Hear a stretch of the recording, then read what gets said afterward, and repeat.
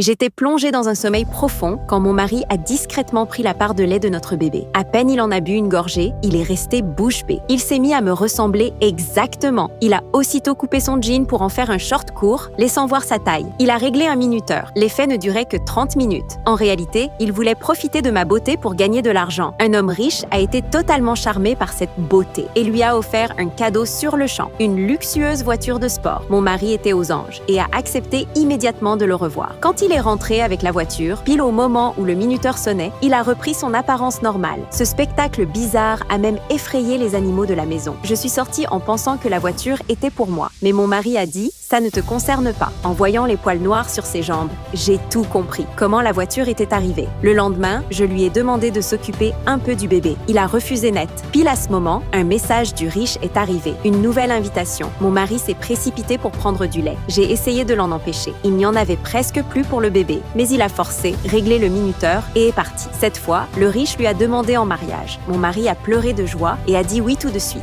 Il rêvait déjà d'être l'épouse dans cette maison de luxe. De retour, il a réclamé encore du lait. Je n'en avais plus. Il m'a menacé, pas de lait, à ma divorce. Contrainte, je lui ai donné une bouteille. Puis, il en a voulu 100. Il m'a poussée et m'a enfermée à l'intérieur. Ce qu'il ignorait, le lait que je lui avais donné était du lait de truie. Le jour du mariage, il a bu les 100 bouteilles d'un coup. Il a réglé le minuteur sur 50 heures, mais l'effet a été totalement différent. Il s'est transformé pour toujours en une créature au visage grotesque. Les bodyguards, le riche et même le prêtre ont pris peur. Mon mari, lui, ne se rendait compte de rien. Dès qu'il s'est vu dans un miroir, un cri d'horreur a jailli. À cet instant, j'ai débarqué au volant de la voiture de sport. J'avais désormais une haine totale pour lui. Je lui ai annoncé le divorce sur place et je suis entrée dans l'église. Tout ce qu'il avait fait, le bénéfice m'est finalement revenu à moi parce que cette transformation-là était définitive. Pensez-vous que j'ai bien fait de l'abandonner? Si oui, abonne-toi, aime la vidéo et écris partie 2 en commentaire pour la suite.